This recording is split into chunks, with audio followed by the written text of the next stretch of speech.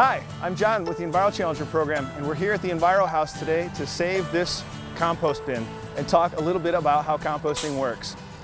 This bin has been ignored and left alone, and things have gone a little crazy and they're out of balance. And that's one of the things about a compost bin that's important, is balance.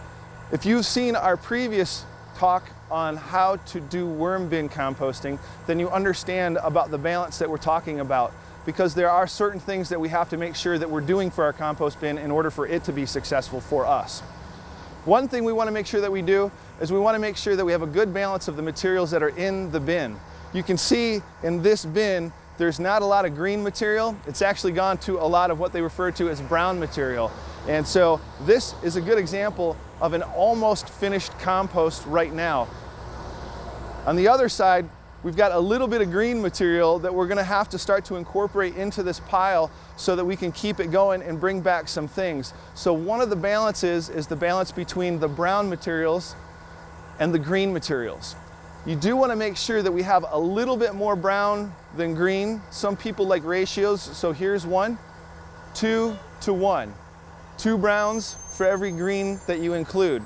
That way you can kind of help control any odors. If you were to put too many greens in, say 2 greens to 1 brown, you would start to notice that it might smell. And that's one of the things we can look at to tell if we're out of balance again, is things like smells.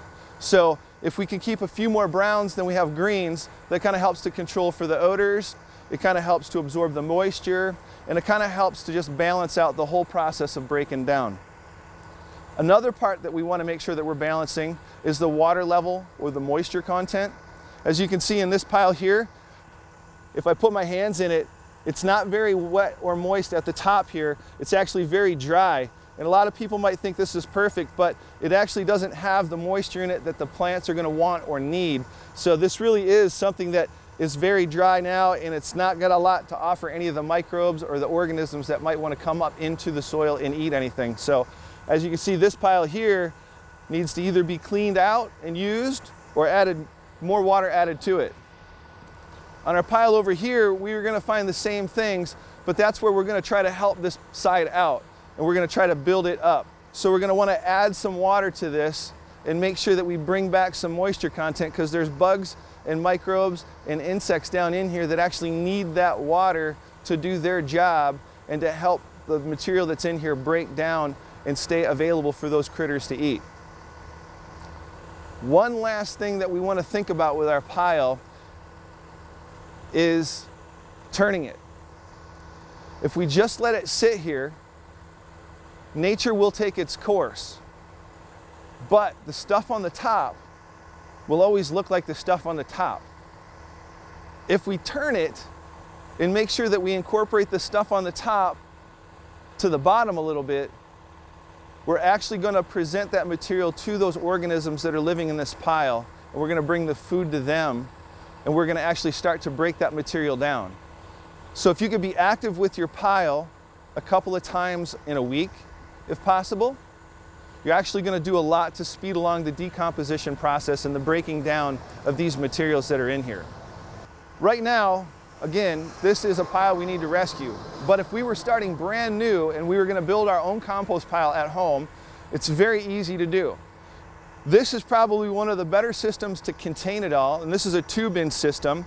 We have a connection or a link to a 3-bin system from Pierce County that's a fantastic system to use as well, and it's very easy to use once you have constructed.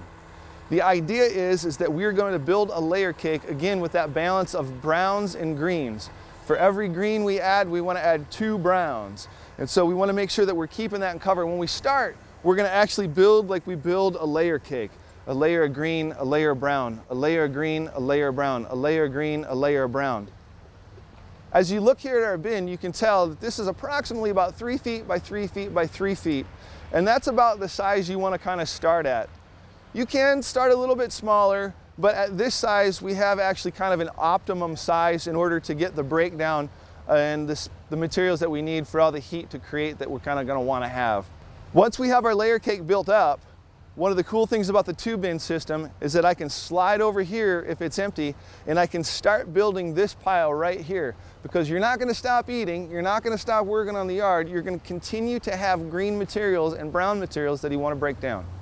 We can actually start the pile here, and while I'm building this pile, I can come back to this pile, get my trusty pitchfork out, and go ahead and lift and turn, lift and turn.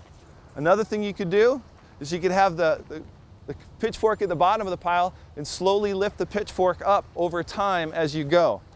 But the idea is that every couple of days, if you can, at least once a week, every couple of days if you can, you want to turn this pile.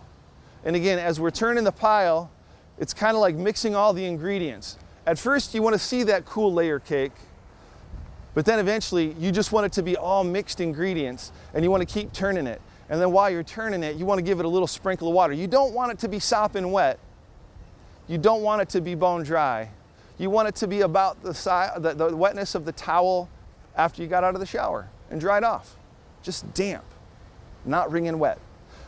If your pile gets too wet, it will slow down all the heat and all the processes that are helping to break everything down. So we want to kind of keep that in our mind. If it's going to rain or something like that for days, we might want to cover our new pile. But in the middle of the summer, you're probably going to have to add water to it.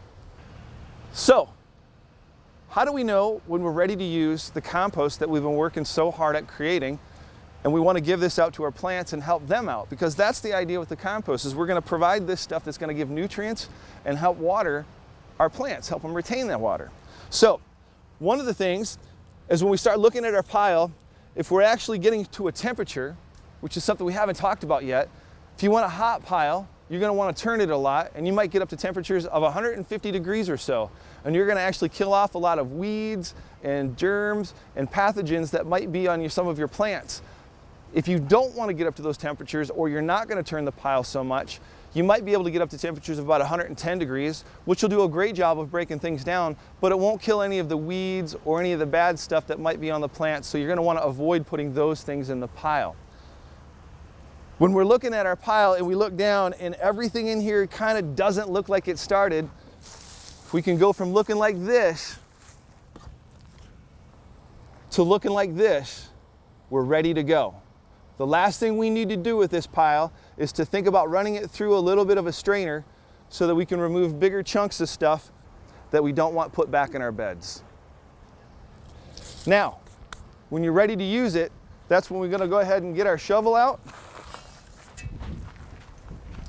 We're going to go ahead and start digging it out, and we're going to transfer it into another container that we're going to be able to transfer to our spot in the garden that we're going to go ahead and use it. From there, we just keep on building that layer cake, keep on turning our pile, and keep on making compost. Hey folks, thanks for joining me here on this EnviroHouse how-to video. If you like the video, join our playlist and check out other videos. Have a great day.